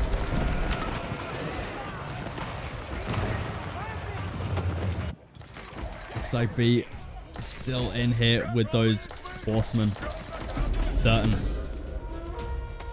He's still at 6 traders. Yeah, he's really struggling on the gold now. And the food doesn't look like it's doing too well either. But to be fair, B, I mean, he's starting to drain on quite a lot of the resources as well. So I just think B's in such a good position here with the knights. Certain desperately needs to finish these stone walls, I think. Especially on this left-hand side. We see he's starting to repair some of it up. But he's doing a good job denying away B's trade. Let's have a look at B's trade. What's he at the moment? He's up to 18. Only 9 of which are active. So, I mean, yeah, B's not that far ahead when it comes to trade either. He's going to be missing out on quite a bit very shortly. But B just getting cleaned up once again. And we crossed that 1 hour mark, which means I think at this point in time, we can set it to 2 times speed. Because, I don't know, I feel like this is still going to go on for quite a bit longer. Because players, they're just not making much progress on each other. Zerton's finally able to trade a little bit more, but B starting to push in here on the right-hand side with some rams. B still has a huge amount of knights, though. It's just so hard for players to make any sort of push on each other. Or a significant push, at least. They're just trying to whittle each other away, but they're both doing it at the same rate, which is the problem here. And we see that B is able to hold on the left-hand side, and Zern, he's able to hold on the right-hand side. Both players able to hold, and in the middle, we've made no progress. We're still sitting on the same sacred site. This sacred site has seen things. But it looks like B's in again with the knights. Oh man, what a game this has been. B just going to be keeping... I feel like if you're B, you want to try sneak a little villager in here. Because you could set up some siege workshops there. No, just go mass rams and try and go for a landmark snipe possibly. I'm surprised we haven't actually seen a landmark snipe out of either player yet this game. I feel like if anyone's got the possibility of doing it, it's B with just like mass horsemen or mass knights even. Mass knights works. You got Buyer's Fortitude, you got Knight Sabers. You got biology, you know, you got the perfect unit to be able to do a landmark snipe with. And at the moment, Zerton's got a perfect route towards his base. So if there's anyone to do it, I feel like B's definitely the contender here. Let's have a look at that crown numbers. We've got 55 tickets available. That's 110, now 112 militia that can be called at any moment for B. Well, it's going to take more than a moment. In fact, it's probably going to take longer to call in all the militia than it is. You know, by the time you've called in the last militia, your first militia is already dying. That's how long it's going to take to call all these militia. You see B looking to just set up some more map control. Zertan coming in once again with the rams. That's a lot of rams. That's 7 rams. Please tell me you've got the lightweight beams. Where is it? Where is it? Oh, I want to look. The rams are going to get taken out. Where is this siege workshop? Hello, siege workshop. Where are you? Hello. There you are. No, oh my god, Zertan. Zertan, we're over an hour into this game and you're missing your tier 2 range defense and you've been fighting up against Streltsy most of this game. Zertan, what is the plan here, man? What is the plan? Please just grab your upgrades. Please, I beg you. Also, lightweight beams. I mean, it's not as important, but it's still like, please grab it. You know, you're making rams for so long this game. Just please grab it. Please. I beg you. So it looks like B still holding on here on the left-hand side. And Zertan, he's still holding on the right-hand side. And then in the middle, we're still focusing on the sacred side. So, looks like B will be losing out on a couple of trebuchets here. Going to be losing out on quite a bit of his wood income. Or a lot of his wood stock, as we do see here players still have access to quite, well, I wouldn't say quite a lot of wood. It's pretty much all gone. But I mean, you know, it's not to the point where B's completely out. Zertan on the other side. He's still got access to some stealth forest as well. But B, he's through into the base again with horsemen, with Streltsy. And Zertan, he's through again with the Men-at-Arms. Men-at-Arms going to get cleaned up there. And B, it's just like things happen at the exact same time on the opposite side of the map to each other. You know, like B pushes on the left, Zertan holds. B pushes on the right, Zertan holds. You know, it's pretty crazy, but obviously Zertan now up to 28 traders.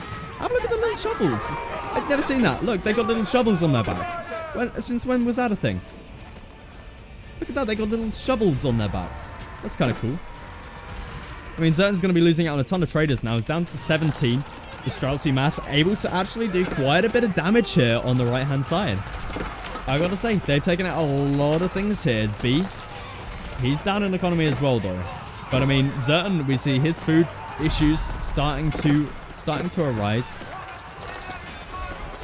I'd love to know how differently this game would have been if he just grabbed his upgrades. I mean, he doesn't even have any ranged attack upgrades. He doesn't even have steeled arrow. Zertan, man, what is this? Your hand cannoneers currently have no extra attack when it comes to blacksmith upgrades. Like, sure, it's not a lot. Like, it's +3. But it's still like, come on, man. These upgrades you should have had ages ago. I know I'm no pro player. I'm a decent player. I'm not exactly Zertan level. But not grabbing these upgrades seems, I don't know. You're just asking for trouble. You're just asking for trouble. But both players here, I mean, B taking out quite a few workers still. In fact, both players looking relatively low when it comes to worker count. The only issue I see here for Zertan, though, is he's running low on the resource bank when it comes to gold and food. B, on the other hand, he's got plenty of resources in the bank. I also hope, please tell me Zertan's got tithe barns. He does, thank God. Thank you, Zertan, thank you.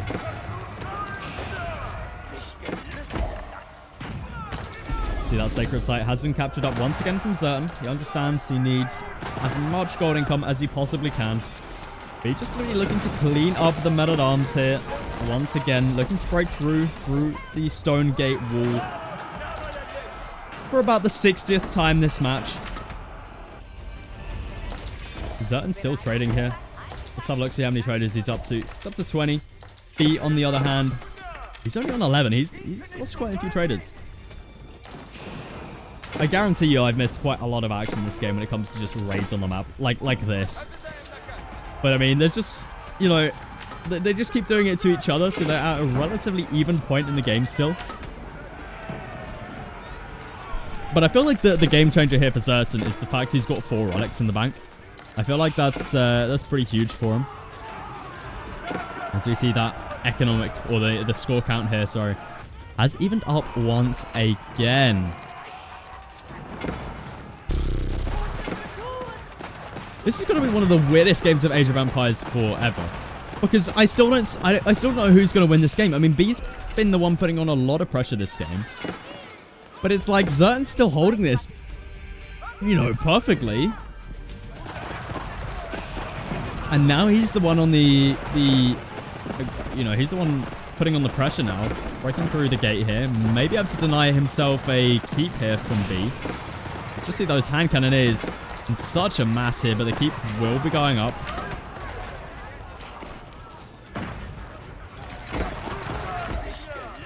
I'm tempted to go to ×4 speed. Do we do it? I feel like the game will be going a little bit too fast, so maybe we'll keep it on just the ×2 speed for the time being. I don't want to be missing too much action here. We see B is back to the horseman once again. It's interestingly made only a little bit of a slight knight transition earlier on in the game, and now has decided to go back to the horseman, which I find interesting because it's like, well, do you have enough wood to be doing that? Like, sure, you're still gathering. Like, horsemen cost nothing when it comes to wood. It's 20 wood. But it's like, is your wood income going to be able to support that for the next, you know, like 10 minutes? I'm not sure it will, because, I mean, you've got 51 workers on wood right now, but they're all just gathering from straggler trees. We'll have to see, though. We'll have to see. But Zertan here takes down that keep. We see 6 trebuchets out of him.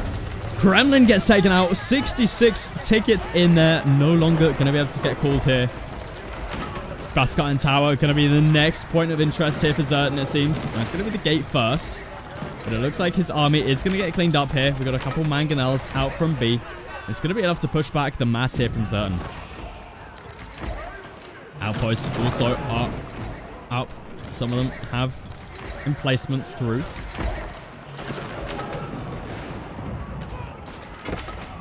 Wood now starts to become an issue here for Zertan, which is down to 100 wood a minute. They're gathering from the straggler trees as well. So this is something that the Rus really have going for them, right? Even if they're gathering from straggler trees, it's not the worst, because you still got the wooden fortress dropping off an extra 20%. So it's like, you know, I'm pretty happy about that. Zertan still making rams here. I feel like rams are just a mistake at this point in time, especially for him. He's down to barely any wood per minute. So I feel like just making trebuchets here is the better call. Just because you can keep... They're much easier to keep alive, right? But both players still at this stalemate position. Oh my goodness. Imagine this if this was casted on EGC TV. Like, this would mess up their whole schedule. I mean, we've seen long games before, but an hour and 20 minutes. It's kind of a long one. It's kind of a long one. And these two players still have to play 2 more games after this as well. So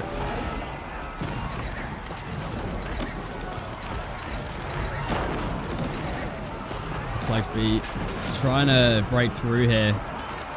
Just doesn't have much streltsy anymore. He's down to 14. Whereas Zertan, you know, he's still got 22 hand cannoneers. There's still a ton of men-at-arms. Neither player going for any sort of landmark snipes. No, if this was me at this point in time, I would have just made a ton of horsemen or knights or just militia or something and tried to landmark snipe the Holy Roman Empire or the Rus. I feel like it's a little bit harder with the Rus because I've got the Spasskine Tower. But I don't know. I feel like that. I feel like I would have given up at this point in time. But you know, these players, they're fighting over who will be the who will be making it a little bit higher up there in the league table for this event. Wow. I mean, you got to really question now, do players look to go for wonders? I feel like it's got to be on the table, right? I feel like the problem for them, though, is going to be that stone. Like, how are you going to get that much stone without buying it? I mean, I guess you can buy it, but it's a lot of gold, right? We do see now Zertan. He's making good progress right here once again. Looks like the trebuchets did get taken out by some horsemen. So unfortunately, not going to be able to take down the Kremlin. They get back up. Strong placement did come through on it as well. Still has access to a lot of militia. Surprised he hasn't called any of them yet. But I guess he just got so many units in production. It's kind of hard, right? And B, look at that. 57 Streltsy in the queue, as well as a bunch of knights. This is where B, you know, he can't be spending his wood now. He's just investing it all into knights and Streltsy. But Zertan, you know, he's making good progress here. The real turn in the battle. B was looking a little bit stronger earlier on. He was looking to put the pressure into Zertan's base. But Zertan's now the one putting up the pressure. We see the keep comes down for him on this front line. Hand cannoneer numbers looking decent. He's up to 9 rams as well. Unfortunately, no trebuchets for him. It's going to be a little bit tricky to take out that Spaskayan tower. But B also has rams out on the field trying to take out that keep. Zertan able to hold though.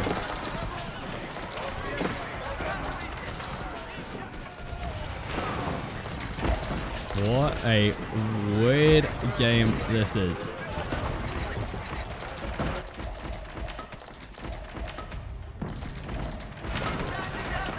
I feel like we go to times 4 speed here. We're going to do it. We're going to go times 4 speed because what a stalemate we have right here. I mean, look, players are just rallying units into each other and they're all just dying. But, you know, they're fine with that. B up to 157 villagers now. So he's looking to up the economy. That's probably going to be in the case of traders. He's probably looking to get out quite a lot of traders. But we see there's Zertan making it through. We're going to slow it back down to just the times 2. Zertan made it through with some more men of the arms. Or men at arms.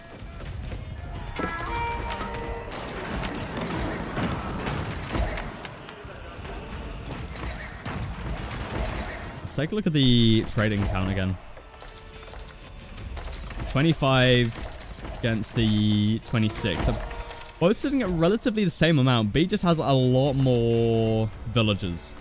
Let's take a look at the market. I mean, look, wood's still not that expensive. Which is kind of interesting. Stone also, yeah, I mean, market prices here, they're all fine. They're all fine.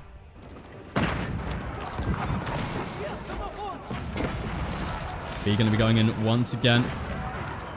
Zertan investing a lot into culverins here. He's got 4 culverins out on the field. Which means, you know, no mangonel shots from B are going to really be a potential here. So, you know, it's still a lot of wood though, right? We take a look at the cost of a culverin. It's 400 wood, 600 gold. I guess it's cheaper than a trebuchet. Well, it's the same as a trebuchet, in fact. I mean, I guess it's more cost effective than a springald when it comes to wood because you're paying more gold for it. But nah. Single horseman for B. Being the damage dealer right there. But we've got more up to the north here.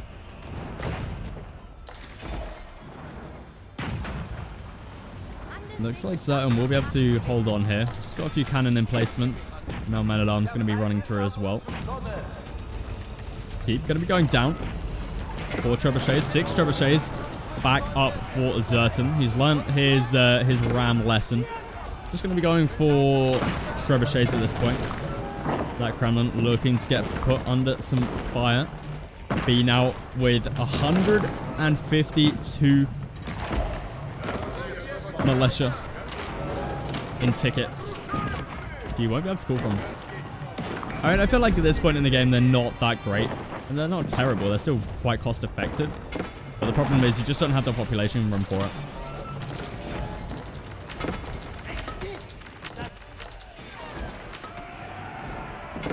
Be cleaning up quite a bit of Zertan's economy over here. Especially when it comes to the farming.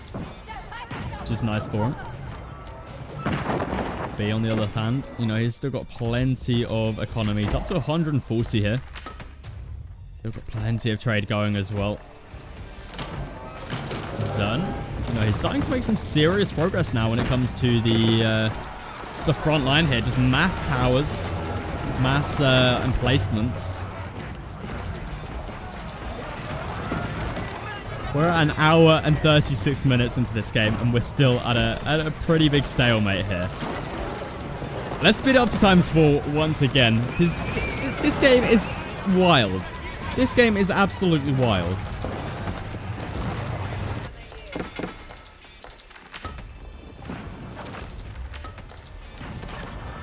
I just had to check OBS for a second there, just to make sure that I'm recording. I'm like, have I been casting for like an hour and a half at this point, and I haven't been recording? But no, luckily I have been recording, so we're good there. We're good there. You see here, Zertan actually making some serious progress now. Have a look at this. Zertan actually in a decent spot. As B, have a look at this. He's out of gold. I mean, Zertan's out of gold as well, but I mean, he's been out of gold pretty much the whole game. You know, he's just been relying off the fact he's got a Regnant's Cathedral back here. But B out of gold? This could cause major problems for him because, you know, Zertan's got men-at-arms. They aren't a heavy gold cost, but they're still a premium unit. Whereas for B, every unit he's making here costs so much gold. You know, 100 gold per knight, 90 gold per Streltsy. It's a huge amount. See Zertan here. Should be able to hold this one. More Culverin coming in behind as well. Just helping out here.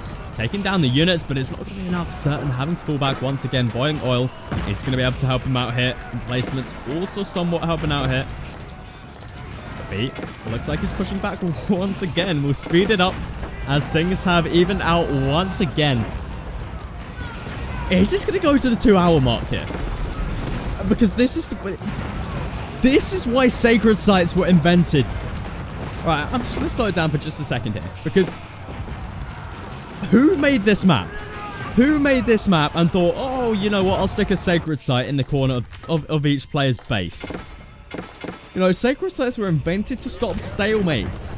They were invented for this exact reason. I blame Biddlin. It was definitely Biddlin. It was definitely Biddlin. Biddlin thought, oh, I'll stick the sacred sites in the corner of the map. Oh, Biddlin. It probably wasn't Biddlin. I don't know who it was, but, you know, this is why we really need all maps to have sacred sites in the middle. Just so they can stop stalemates like this. So, I don't know. That's what I think, but I don't know. Maybe you guys have different opinions. It looks like B trying to go in for a little bit of a wrap around here with the siege, with the knights and the horsemen. You're going to be able to find some great value there, taking out a huge amount of Culverin. And now B really starting to just keep up the pressure. He's still struggling on the gold though. Gold's a massive issue for him at the moment. But B is also on the left-hand side here, making use of all of the straggler trees.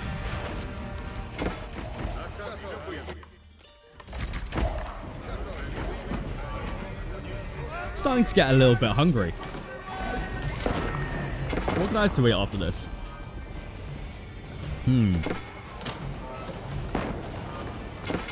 Maybe I'll do some bacon.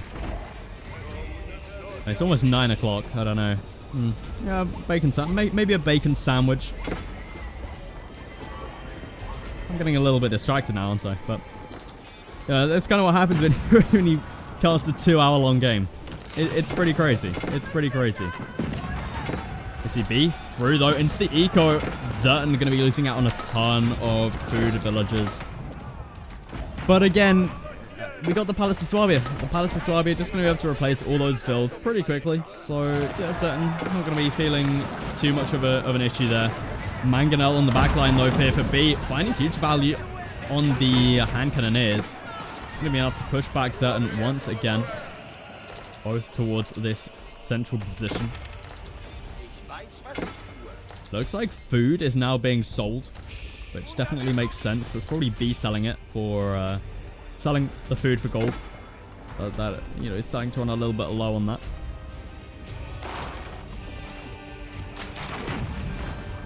Let's speed it up once again, because I think we're starting to enter the world's longest game of Age of Empires 4. I don't know how long the longest game is, but I feel like we're on that territory. I feel like we are. You know, we're almost 2 hours into this, and we're still nowhere near a victory for either player here. It's kind of crazy. And this is a tournament game for a $30,000 event. It is crazy. We see Zertan going to be pushing back in here, finding some good-ish value. But then B, obviously, he has reinforcements coming through and is able to push Zertan back out.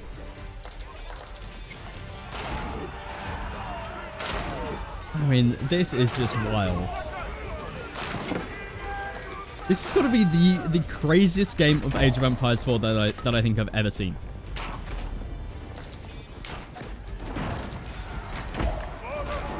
Like 2 hours, I've never casted a game longer than like an hour. And this has gone on for almost 2 and we're still nowhere near ending it, I don't think. I mean, like, B finds some great value there with Culverins, but it's like Zer just pops out a couple more and then finds the same amount of value onto B. It's like, what a crazy game. Just shows how close the balance is these days when it comes to these sort of matchups, Rus versus Holy Roman Empire. It's so close. And the players here, you know, Zertan versus B, they're similarly skilled. I mean, B obviously is probably a little bit better because, well, you know, B's like top 8. Right, Zertan's probably like around top 16, around that. But I mean, they're still relatively close, right? And that's clearly reflecting in this game here. Both players just able to keep on going.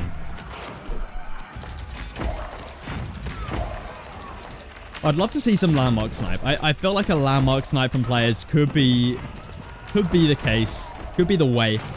Especially as we don't have full stone walls out of either player here. I mean, B hasn't made a single stone wall this game, despite having the ability to do that.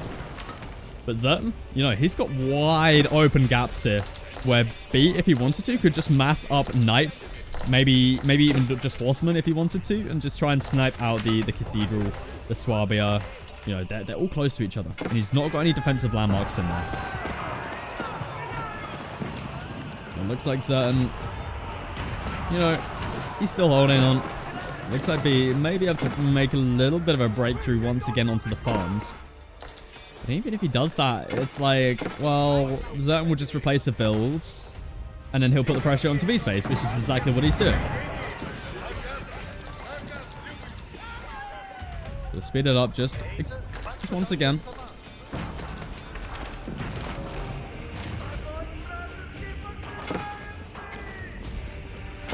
Zertan's trying to clean up the army on the left-hand side here. B actually making some decent progress here.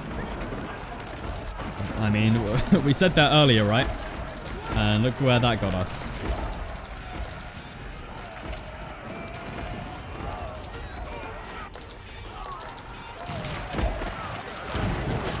Culverin gonna get taken out.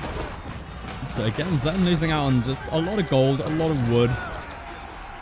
He's still got a decent wood income. I think that's mainly, yeah, he's got 0 villagers onwards. So all of that is down to tide barns here with the Regnant's Cathedral. He's giving quite a bit of wood. That's currently 60 wood a minute right there. So he's got 120 wood a minute at the moment from just his Regnants, which is, it's not bad. You know, you'll take it over nothing. B on the other hand, he's got 10 villagers on wood. Not exactly sure where. Probably somewhere in the middle of nowhere, just gathering some straggler trees. You know, we see... Yeah, there they go. We see B getting pushed back once again. You know, he's making his way through here once again. And we have to put some damage onto the traders. I mean, at least B does have hunting cabins going for him as well. We see here, they're providing quite a bit of... Well, these ones aren't. These are touching. You need to delete one of these, B. Yeah, but still some decent income right there. He's gonna be on tier 5, not tier 5, tier 3 at this point. 500 bounty because of this high trade house, which is also providing him a lot of gold. So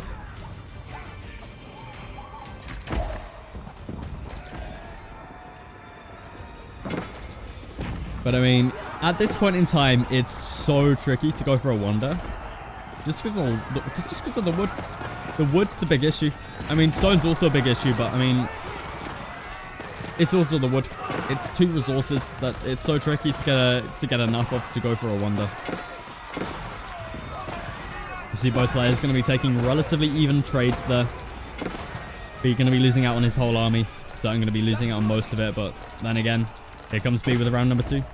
Well, at this point, it's more like round number 300 as we cross that 2-hour mark into this casted game, which is pretty crazy. I really should have got more water with me on this cast. I'm starting to run a little bit low.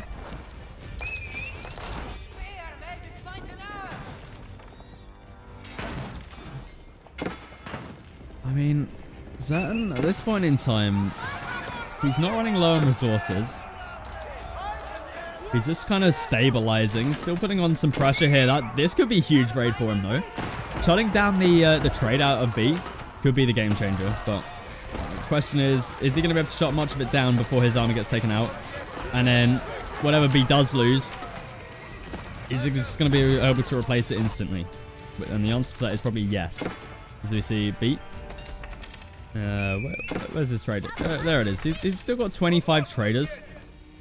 Zertan, on the other hand, he's got 40. So, yeah, I mean, his gold eco is pretty decent. So let's speed up the game once again. Do we go to times 8? Do we go to times 8? How long is this game going to go on for? How long is it going to go for? Is this going to go to like 10 hours? Is this going to be that T90 video where it's like the 90-hour game? Am I going to be sitting here for 4 days straight casting this game? God, I might have to start a subathon or something for this game if it goes on that long. I would actually be curious to know what happens if a game goes longer than like 100 hours. And does it just add a number? Again, myth busting, right? Oh my, right, we need to do myth busting. Myth busting. I'm gonna stick that one on the list too. I'm gonna stick that one on the list. We need to do myth busting at some point. Because that is a giga brain idea. Right, time on caster UI. There we go. Nice.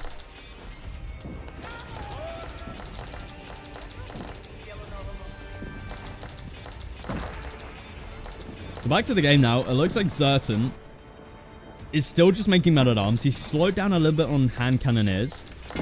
Slightly different approach. I mean, can we just see a landmark snipe, please, Zertan? Please. Please. Just pull everything. Like, can one player just pull everything?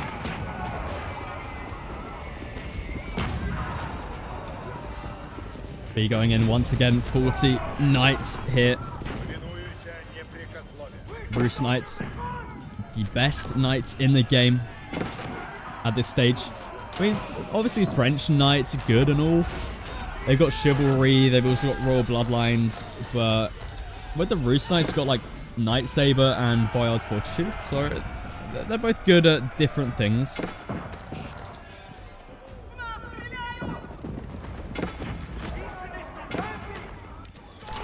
But Zertan just wave after wave at the moment with these men-at-arms. And they can just try and take as much trade as he possibly can of B. Which, I mean, it's kind of working, but it's... he's just replacing it. He's just instantly replacing it. We see more markets just get dropped down. And traders are so effective as well. You know, 124 trade, and B's just replacing them from the markets over here. So it only takes one trip for them to instantly, you know, repay themselves, which is just ridiculous. I can't wait for trade to be nerfed next season. I really cannot wait. The B's setting up quite a front line here once again. He's up to 5 trebuchets. Zertan trying to come in here with some more men-at-arms. You know, I'm glad I've been using this fast forward thing, right? Because we're still at a stalemate. What is going on here? Is this game ever going to end? Oh, man.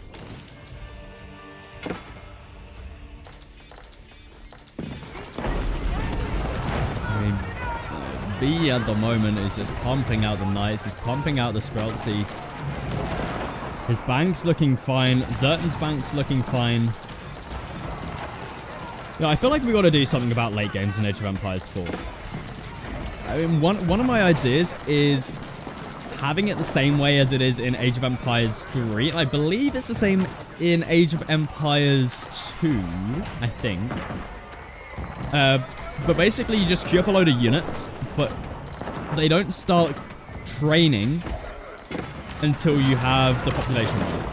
So, you know how they usually are at the moment is they sit here with the little red exclamation mark, you know, and as soon as you get population room, they pop out.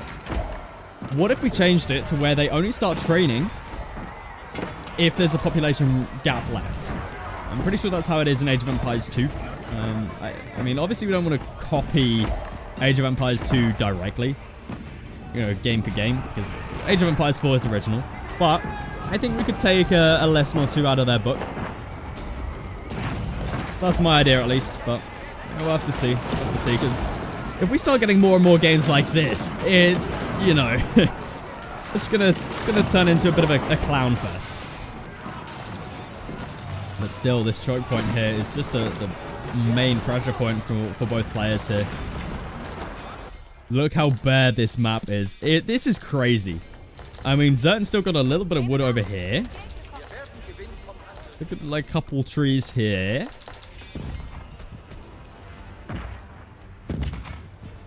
We got a... Ooh, look at this. This is a jackpot here. Oh my goodness, look at this. We've got 5 trees. Damn. That's a lot of wood. Are we going to be even going for the lumber camp here? Is he looking to chop down these? No way. He is. Look at it. He's found the jackpot. The jackpot has been found. Oh, man. Yeah, I mean, apart from that, there's pretty much no wood left on the map whatsoever. We find a juicy tree. Where's another tree? It's like playing Where's Wally here. Oh, we found another one here. 130 on that one. Okay, okay. So it's pretty much just this one tree down here, and then the jackpot find over here for B, which he's claimed. So no more wood left over there. I genuinely think that's the last bit of wood left on the map. Actually, we got a little bit more over here. We got 122, 150, 150. It's hard to gather underneath this, though. We got a little bit more wood left in the middle here, I guess. But yeah, this is like fighting in no man's land, right? Not somewhere you want to be fighting. Let's speed up the game once again. Looks like B's finally going to be losing that Spaskayan Tower. 2 landmarks have been taken down. Zerton could be thinking about a landmark victory here. Town center. High trade house. This is possible. Oh my goodness. This could be possible. This could be the end of what could be possibly the longest game of Age of Empires forever. We got 3 trebuchets here, taking down the high trade house. It's going to be going down. Zerton, do it. Pull everything. Pull everything to the TC, Zerton. Do it, please. Please. The high trade house is taken out. It's 1 more landmark, Zerton. Come on. 9,100 HP. That's all you need to do, Zerton. Come on. Just rally out men-at-arms. You got enough for 132 men-at-arms in the bank. Pull everything. Come on, Zerton. You can do it. You can do it. 1 more landmark remains here for B. Is this going to be it? He's still got quite a bit of an army here. His resource bank certainly still in this. Honestly, if I'm Zerton, just delete everything that isn't like a men-at-arm. No, delete all your builds. Delete everything. And just rally everything towards this TC. Just do it, Zerton. You don't want to let these landmarks get back up wherever they are. I don't even know where they are at this point in time. Where is it?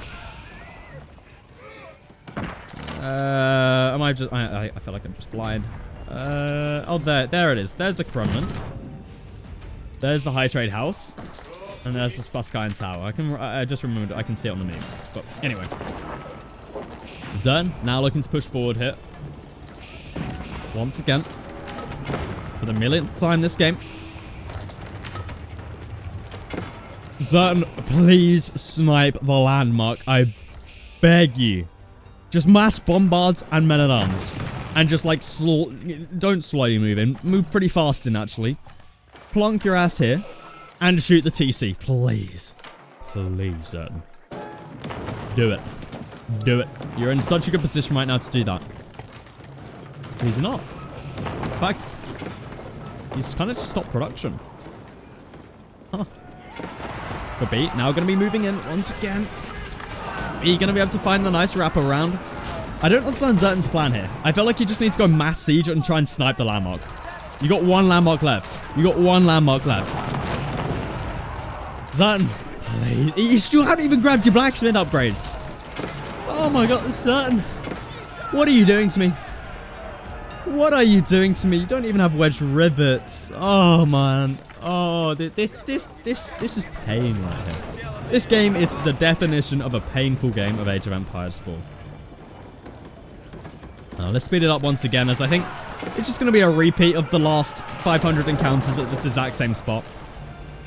Though B is building up a decent mass of trebuchets. He's starting to, you know, push his way back over to Zertan.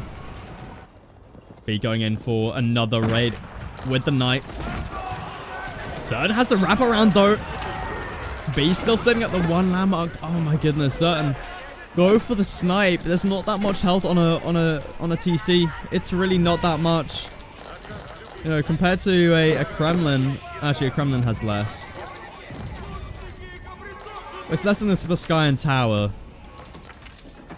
I feel like the snipe is just so viable.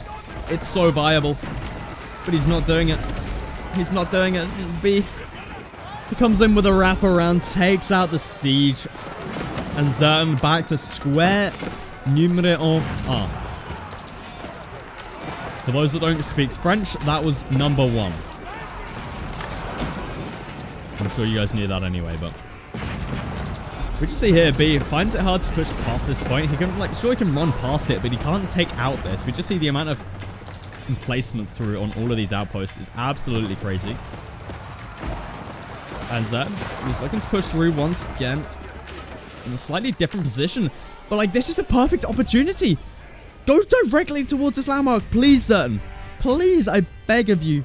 Kill this goddamn town center. Please. Please. Save us all. If there is anyone watching this at this point in time, by the way, why? Like, genuinely, why? Like, genuine question. Answer me in the comments. Why are you still watching at this point in time? Because... we're still at a stalemate right now. Oh man, what a crazy game. We're 2.5 hours in. We are 2.5 hours in. It looks like B's now into the trade though.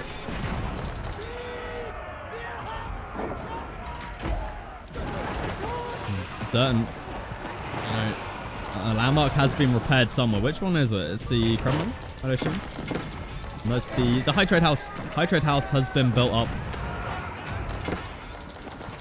I mean, the problem for players here is that they just can't go for a wonder. I feel like wonders need to cost just food and gold.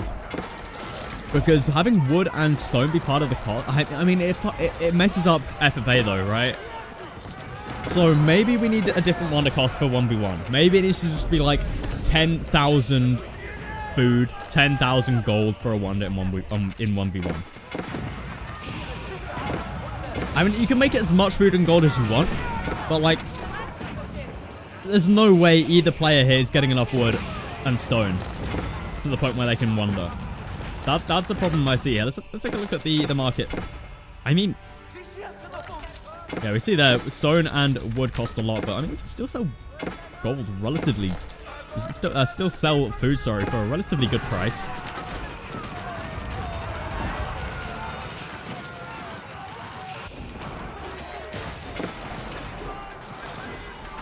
He's just going to be able to clean up the raids. Not going to be getting through here.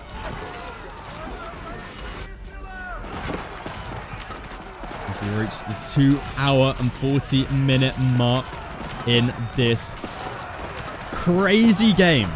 Can I just remind you that this is a $30,000 tournament? Luckily, this set got delayed, so that this isn't on the Saturday and Sunday like it was meant to be played.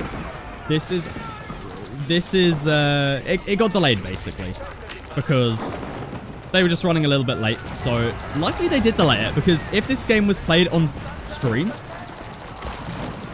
I feel bad for the casters that would have to sit here for 3 hours and cast this game. I mean, it could go for 4 hours. Like, at this point in time, it could go for 10 hours. Who knows, you know? This is just crazy.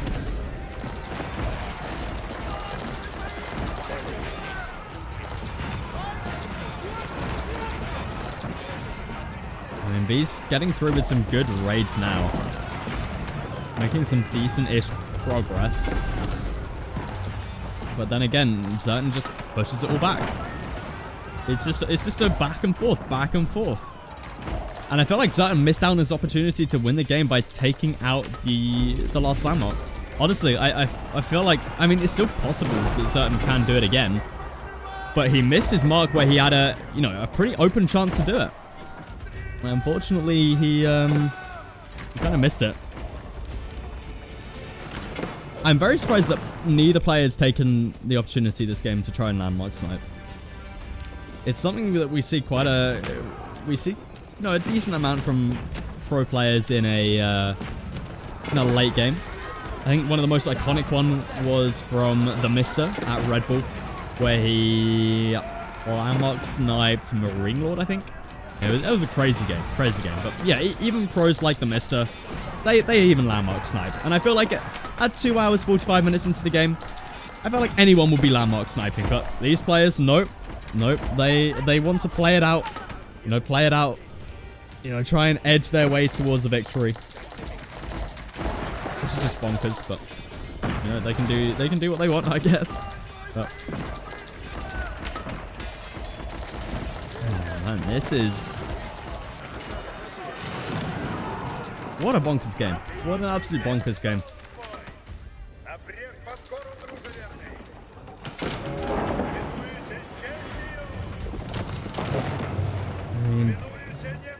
Like, he's starting to run a little bit low on all the resources now, to be honest. Still got some decent trade going. How much is he getting from him? Still 124.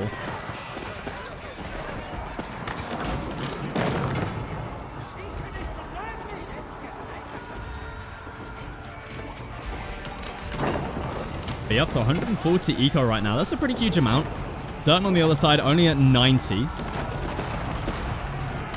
Actually stacking up a lot of the resources once again. Is that 4,000 food a minute? Let's take a look at the market prices once again. You can see that. I mean, you can still sell food for a relatively good price. Wood and stone, I mean, they've gone down in price, so maybe you can start buying it again, but it's like, it's still a lot.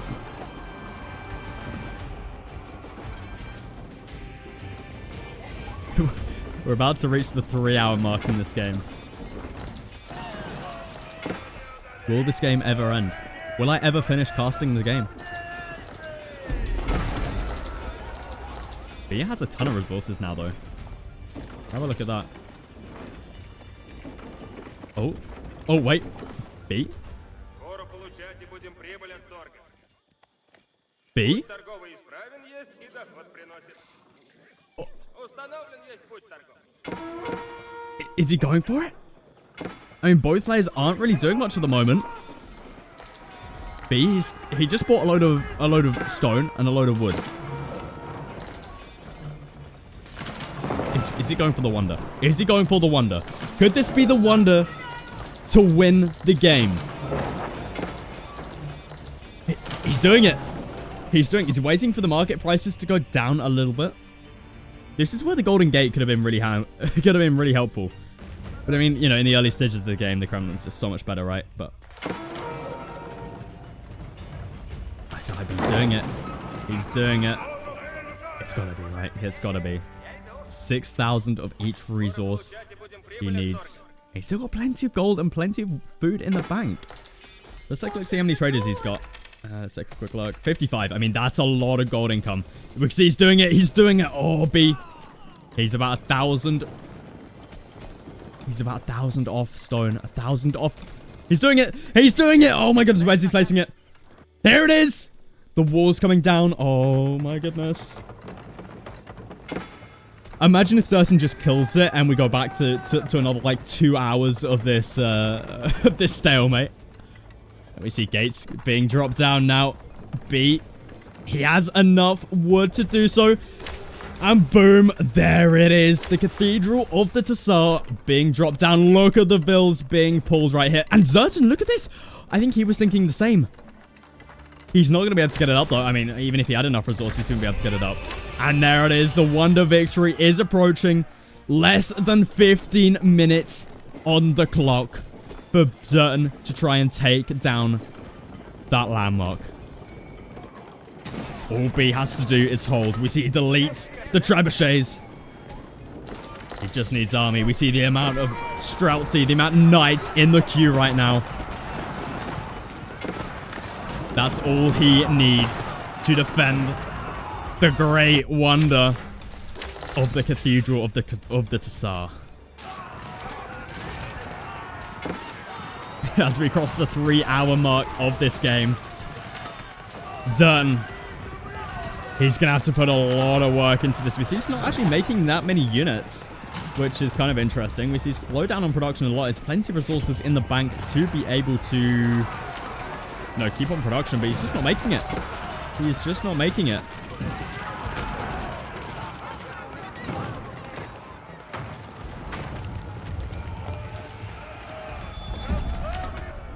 B up to 68.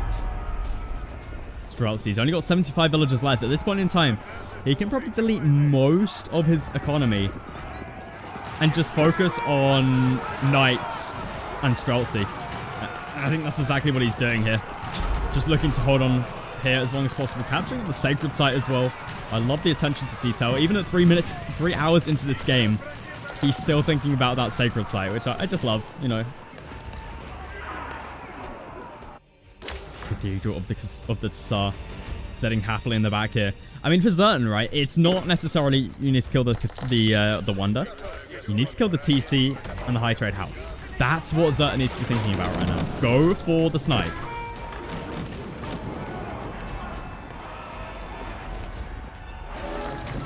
See Zertan, I mean, he's got 3 trebuchets out. He needs more than that, though. Honestly, I'm surprised Zertan just hasn't gone for mass men-at-arms with some, or you can still add in hand cannoneers as well, but just delete a load of your eco, which I mean that's exactly what Zertan's just done. We see he's just going ham on men-at-arms and just try and go for a landmark snipe. Landmark snipe is Zertan's best chance at a win here. But I have a feeling the game is going to be ending in 10 minutes, whether that's Zertan taking out B's landmarks or B winning from the Wonder Victory. I think we're finally coming close here to what is the world's longest game of Age of Empires 4. What a crazy game this has been. I mean, imagine if Wonders weren't in this game. If Wonders weren't in Age of Empires 4, how long would this go on for? I felt like this would be one of the cases where it turns into that Age of Empires 2 game that went on for like 95 hours. I guess the difference in Age of Empires 4 is that you got farms, right? You got farms and trade. So it's not so, you got infinite gold and infinite wood, whereas in AoE2 you don't. So I think that's kind of the difference there, but B. Oh my goodness, look at the keeps. We've got double keep coming through from Zertan here. A victory, 7 minutes away. B still got plenty of resources in the bank. And I mean, Zertan at the moment, he's just trying to sheer brute force his way through B's army, which I just don't think works up against the Roosts. They've just got better units. They got Streltsy, they got Knights, they got the better siege. And it's clearly showing here Zertan struggling a little bit now. He needs to start thinking about a landmark snipe. Landmark snipe is his only opportunity here to try and get a win. But just burn through here. Burn through here.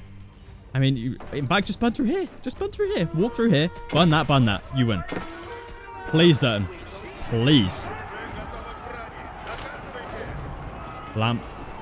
Wonder Victory. 6 minutes away. Zertan. He's got to be starting. He's got to start to feel the pressure now. Still no siege coming out from him, though. Just keeps being dropped down, though. But we just see he can't push on this position. You can't take a direct engagement, and GG gets called.